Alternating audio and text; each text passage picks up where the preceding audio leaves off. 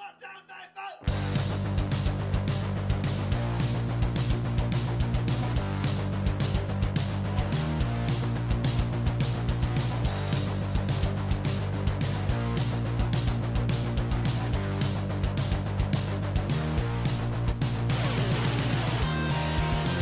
hello out there, all you Stay Tuners. Welcome back to another episode of Stay Tuned Sports. This is episode number 20, and it's your good friend Jimbo coming in. How's everybody doing out there? How's everybody's week going this time around? Hey, I actually said it right this time, not saying doing. But not a bad week for me so far.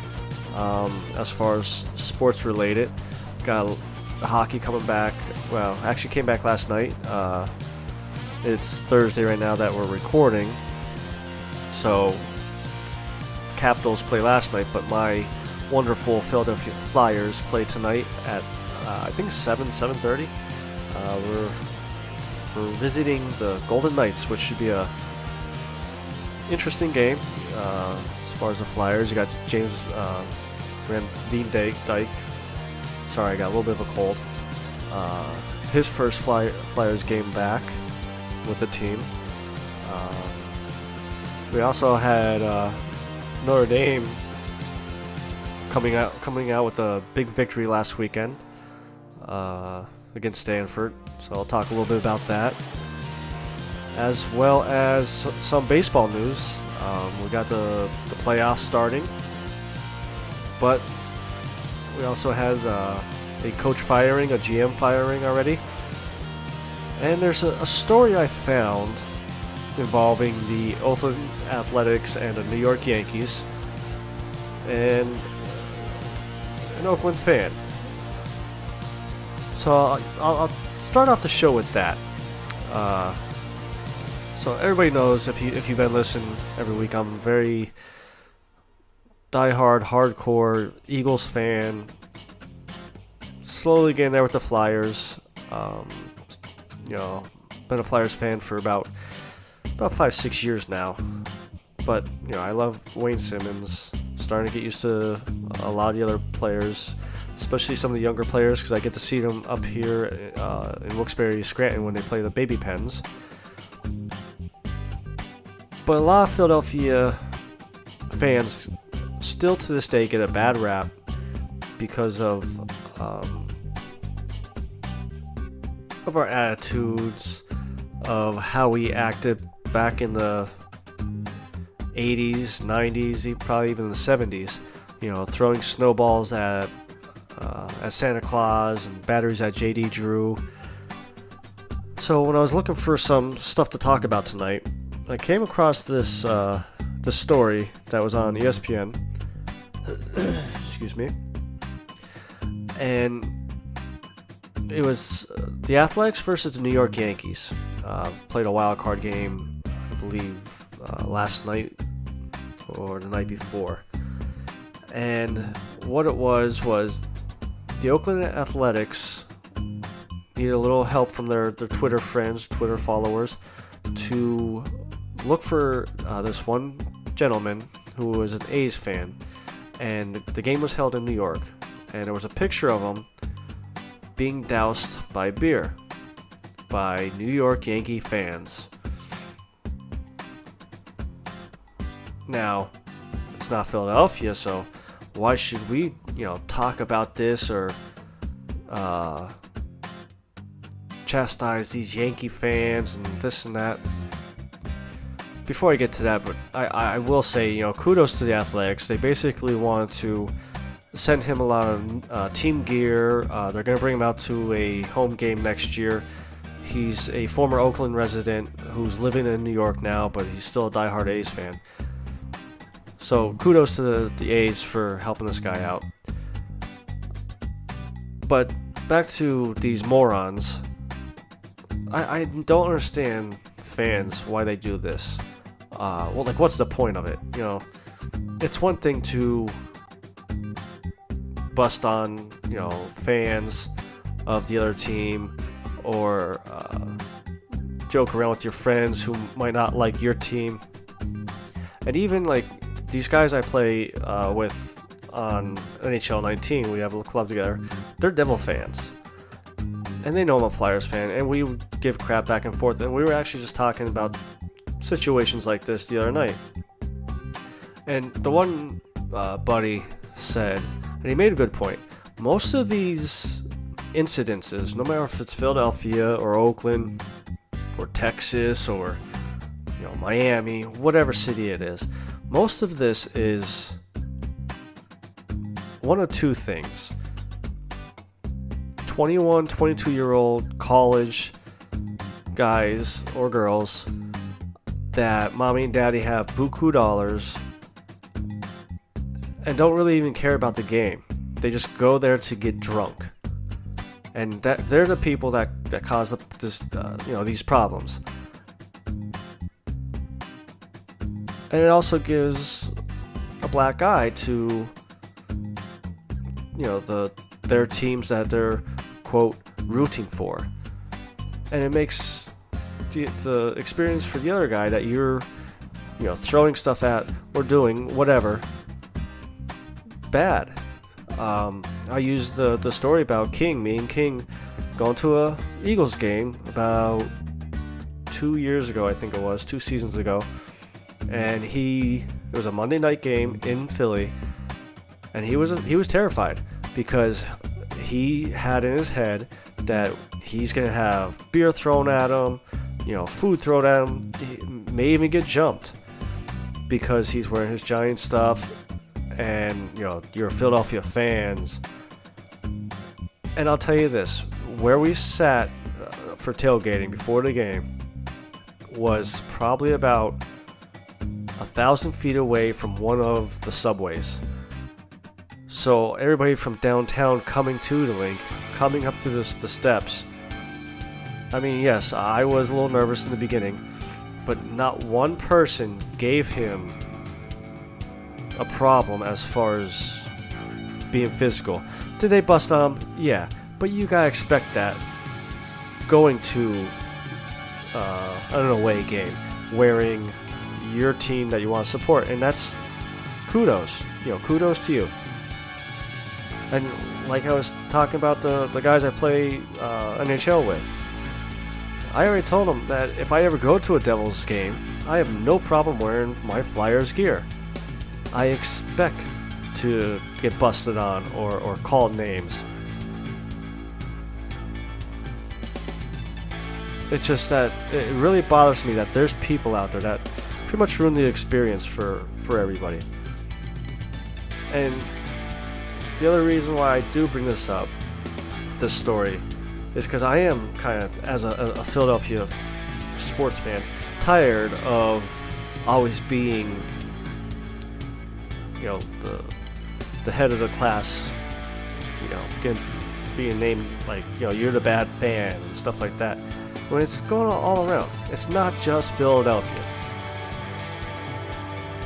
Sorry for the early rant in the show, but moving on, since we are talking about baseball, I want to talk a little bit about Buck Showalter from formerly of the Baltimore Orioles, and Dan Duquette as well, who was our GM. Now, like I just said in the prior piece, how I'm a Philadelphia sports fan. I still do root for the Phillies, but I more follow the Orioles because of my dad. My dad's a huge Baltimore fan. Me personally, I got to meet Brooks Robinson when I was younger. Boog Powell, I met at a sports show. So I've met a couple of Orioles former players, and we even had Mike Mussina, who is from Pennsylvania, which I believe is about an hour away from the Wilkes-Barre-Scranton area. He pitched for the Yankees and Baltimore. Pitched quite a few years with Baltimore before he went to the Yankees. But so, like I said, today's Thursday. The season ended, I believe, like Sunday or Monday, and everybody knew probably about halfway through the season changes had to be made in the front office, whether it be just Showalter being released or just Duquette being released or both of them flat out being released together. Um, it was a very, very long and terrible season. We lost 115 games. I think the one record I saw is we're like only the third or fourth team in 100 years to lose that many games. We were 61 games out of first place. You know, it was just a terrible, terrible season. It was kind of sad to see Manny Machado being traded.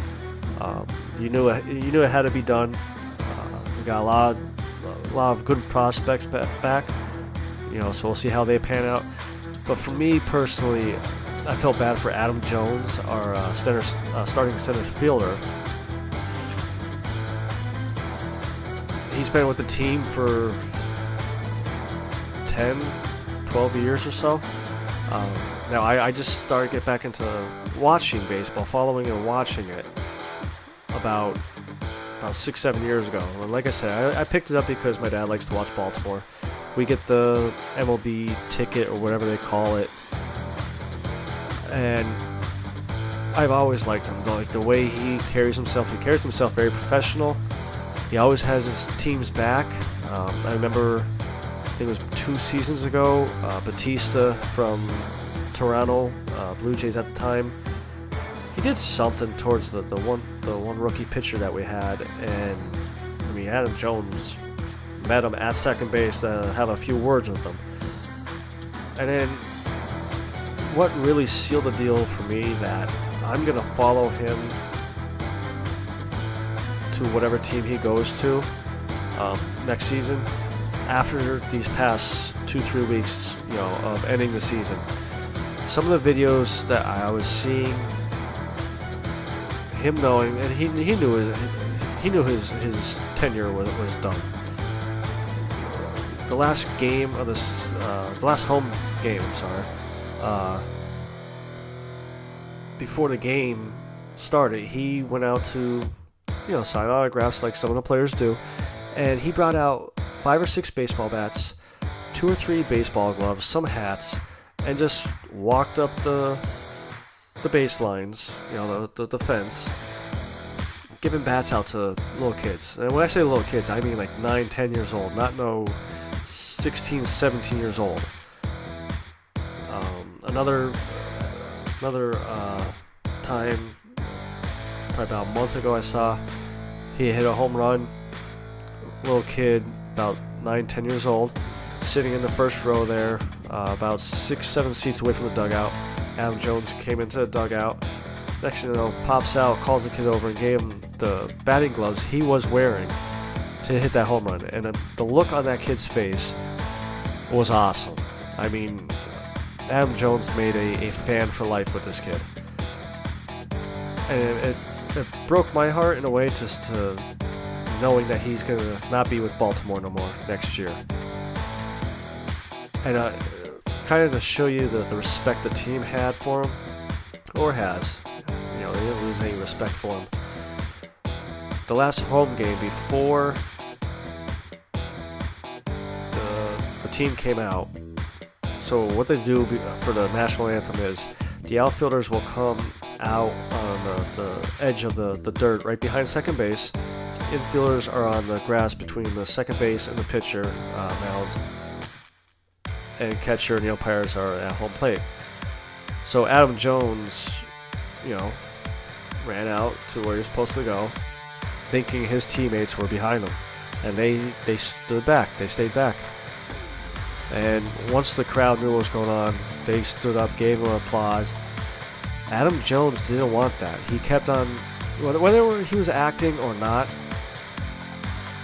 I don't think he was acting, but he looked over at the team, was like, let's go. Get out here, we got a ball game to go. You know, let's get this playing. And they were not moving. It was probably a good 3-4 minutes of applause, and even the umpires tipping the hat to him. And after about the 4th or 5th time of him yelling at the team, let's go, they finally came out. And another scene I saw was we called up this Cedric Mullins, I believe his name was. He's a center fielder. Adam Jones has started every game at center field for the past I don't know, 6-7 years, and called this kid up. He was going to start center field. We moved Adam Jones over to right field for the first time, I believe, ever in Orioles team. And he looked at Mullins and goes, "Hey, you gotta lead the team out there." And Mullins, the rookie, he thought they were joking, or he was joking, and wouldn't move. And Jones like, "Well, we're not playing a game till you get out there." And then Chris Davis came over to say, "Fine, I'll get us to go out there." And Jones turned around, looked at Davis, and said, "He ain't moving. No one's going out there until he goes out first." And sure enough, finally Mullins went out there, and like this Adam Jones, he knows how to play the game, and you don't see very many professionals like that. And it's nice to see that there's still some of them out there. Man, did I get off topic there? Sorry, but back to the O's with the Buck Showalter, Dan Duquette thing. Me personally, if you guys follow me on Twitter, which you can follow me on Twitter at Jimbo ST Sports, I always wanted Dan Duquette gone. I believe Showalter deserved at least one more, maybe 2 more years. When he took over this team, they were garbage. They weren't good at all, and he took them over about halfway through. I believe it was the 2010 season. Ended up going on like an 18 or 20 game win streak to finish out the year. Then was named full-time head coach in 2011, which that's the same time that they brought in Dan Duquette as GM. Now, they went on to they had some success together. I mean, the team went on to have at least 80 wins in 5 straight seasons. They reached the postseason 3 times, and I remember 2014 they almost went to the World Series. I think it was 3 or 4 games away from the series. But then these past 2 years, this season and last season, they came in last place. Last season wasn't as bad. We were maybe like 10 games below 500, so I mean that's not great, but compared to this year, it was pretty bad. Now, the reason why I say I think Showalter deserves at least another year, if not another year. His record overall with the Orioles is 10 games below 500. Now, like I said, last season we came in last place. We weren't that good.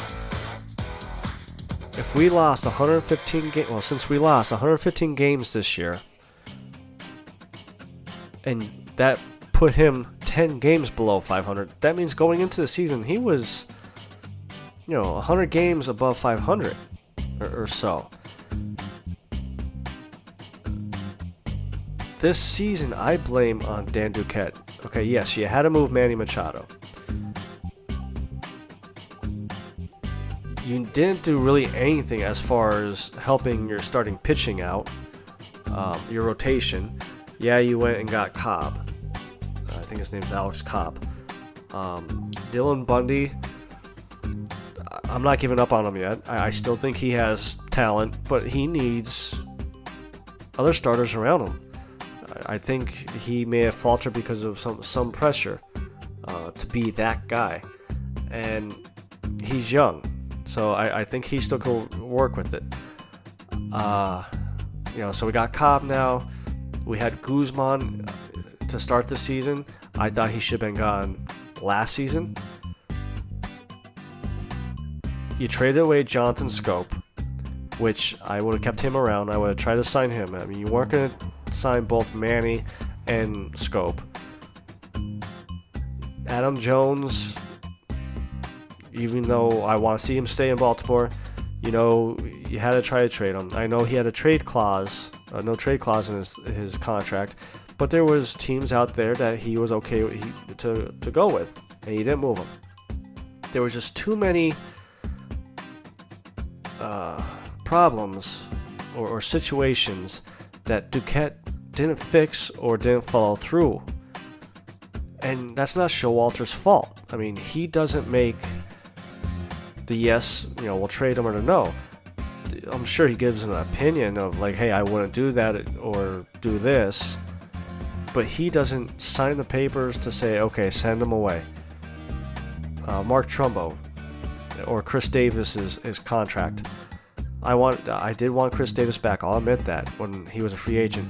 But for that price that you gave him, I would have never gave him that. It's pretty much like the Bobby Bonilla contract where they're going to be paying him for the next 20 years probably. So I'm sad to see both of those guys go. Well, I'm sad to see Buck Showalter go and possibly Adam Jones in the next couple months, because I forget when the free agency for baseball starts. But Dan Duquette definitely has to go, or had to go. And the one rumor that I see as far as managers that could replace Showalter was Mike Bordick. Now, when I played baseball when I was younger, it was right around the time Cal Ripken broke the consecutive game starting record, and Mike Bordick was on that team. He was a good ball player, wasn't great. I don't know if I would sign him as a manager. If you wanted to go with a fan favorite who's used to play with the team or been in the organization, you got to give Cal Ripken a call. I mean, his dad coached, so he has to know how to coach at least a little bit. I mean, obviously he knows how to play the game. Give him a call and talk to him and see, just maybe he might be willing to coach. So that's pretty much the.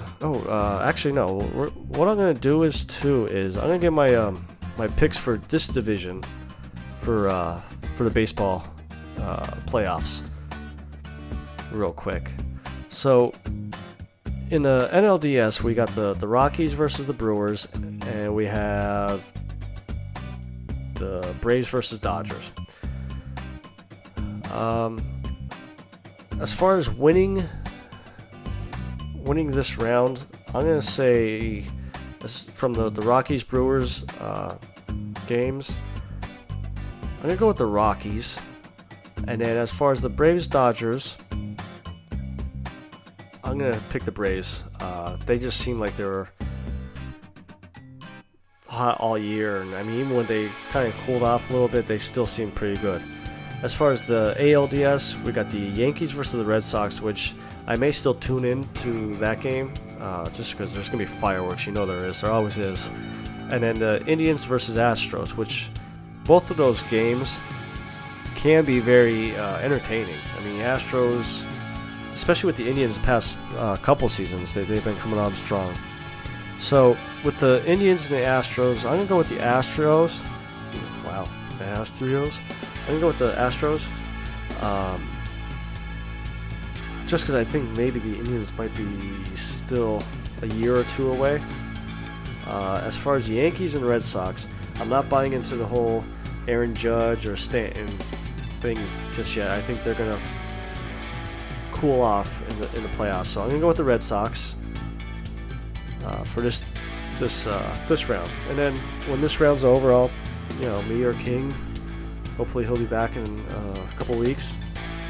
We'll pick our winners from that round as well. So moving on, I'll talk a little bit about college football. Kind of do my picks for this coming week. Notre Dame played Stanford. I got to watch that game. I was very excited to watch that game.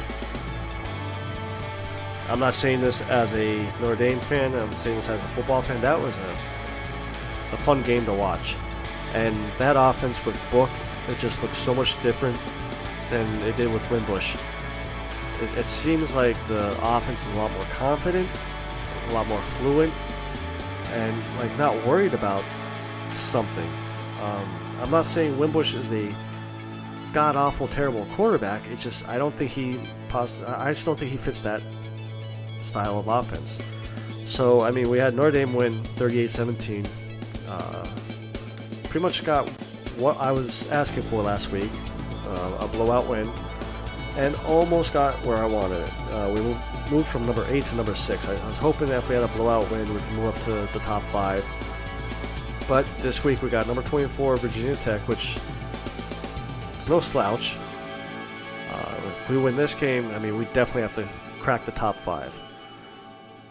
Not too many top 25 ranked games against other 25 ranked teams. You only have Notre Dame, like I said, Notre Dame against Virginia Tech, which obviously I'm going to take Notre Dame every game, so you guys got to get used to that. But also have LSU versus Florida. I'm hoping Florida pulls it out, but I think LSU is going to blow them out. I just don't think Florida is good enough yet as far as like recruiting and players that they may have on the team as like right now.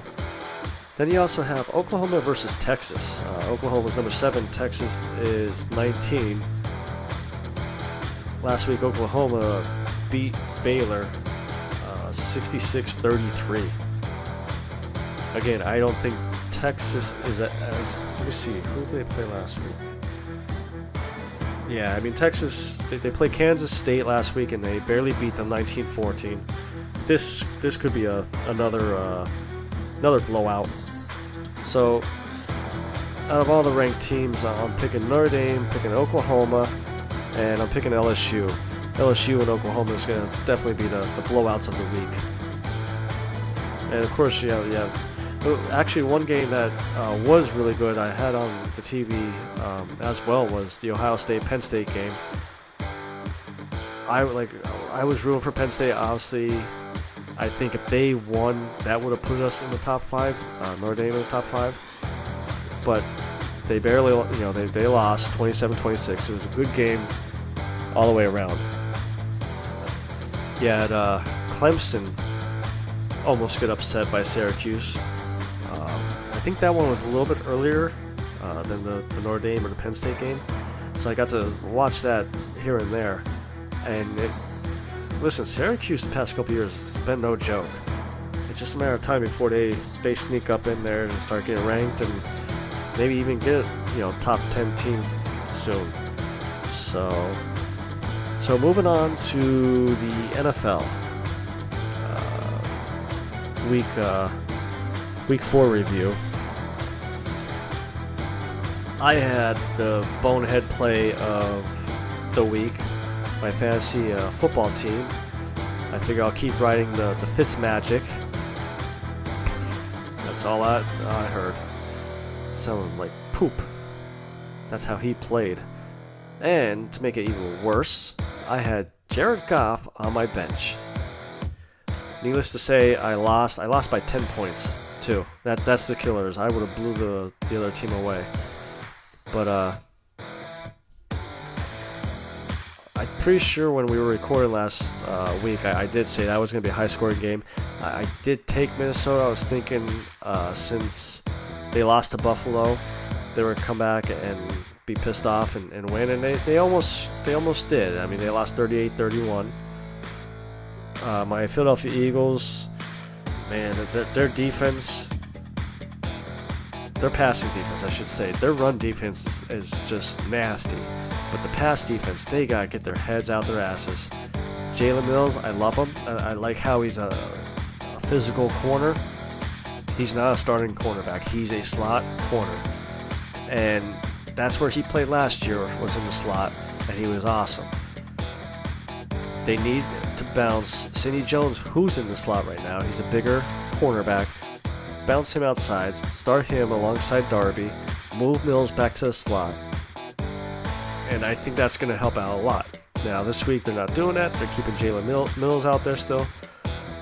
I think the only change they're doing to their defense is a rookie corner, Maddox is going to be our starting safety because we lost Rodney McLeod 2 weeks ago to a torn knee. But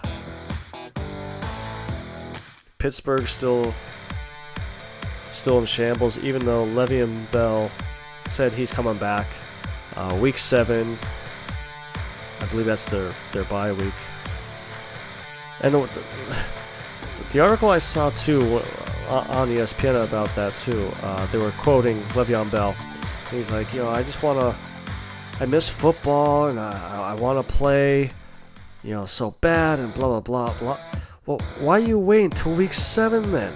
Show up now. Your team needs you. Ben and Antonio Brown is back to reality. They're not unstoppable. And you could definitely help out. But no, you want to wait till week 7 because you're selfish. And I know me and King always get into this argument over it. But he is. Moving on anyways. Onto my week 4 picks. So tonight, like I said, we're recording. It's Thursday night. We got the Colts and the Patriots tonight. I'm not even going to touch that game. I think with Edelman coming back, I think Josh Gordon's going to finally start showing some stuff. I think that's going to be a blowout. An interesting game to see is the Ravens versus the Browns. Now, the Ravens are 3-1. Joe Flacco looks like he's not being the old Joe Flacco of being bad. And then you got a Browns team who's very interesting. Yeah, they're 1-2-1, but with Baker Mayfield in there, he definitely gives them a better chance than Tyrod Taylor. And it's going to be interesting to see how many games. I think they're going to win more than one game this year. I think they're going to win 3 or 4. I think that's how good Mayfield can make the team better. But my first pick I'll do is the Packers versus the Lions. Packers are 2-1, Lions are 1-3. I still gotta go with the Packers because last week the Lions' defense against Dallas. I mean, let's be honest. I mean, Dak Prescott is not Aaron Rodgers. He should torch them. He should be able to throw wherever, whenever, at will. So I'm going to go with the Packers for that one. I'm going to say 21-6. Then the blowout I'm going to go with is Falcons against Steelers. Still no Le'Veon Bell. I'm going to pick the Falcons. Just because that high-power offense, you got, I almost said Stephen Ridley. Calvin Ridley, he's starting to show up now. He's a good compliment to Julio. And Steelers corners can't stop anybody. So I'm going to go with, 31-17 Falcons. My lock that I'm going to go with is the Colts-Patriots game. Even though I just said I'm going to stay away from that game or whatever. As I was talking, I thought about, like I said, that with Julian Edelman coming back, I think he's going to help out. So I'm going with Patriots winning over the Colts. The spread's 11. I mean, I could even see it more than that. So that's my picks for Week 5. We got hockey back tonight. I was thinking the Flyers were on 7, but they're out in Vegas, so they don't play till 10. So I can't watch them tonight because I gotta go into work early tomorrow. But I believe we play Saturday afternoon, so I might be able to watch them then. So hockey's back. College football's in the full swing of things. NFL's in the full swing of things. This is a good time to be into sports. Baseball, we have the playoffs. So with that all being said, I think that's going to do it for this week. You could follow us over on Twitter. You can follow the show at ST Sports Podcast. You can follow King at King of Skunk Duck. And you can also follow me at Jimbo ST Sports. you can go over to our Facebook page as well, and check out iTunes, Google Play, Spotify, TuneIn. So with all that being said, guys, thanks for listening. I will see you next week. This is your good friend Jimbo signing out.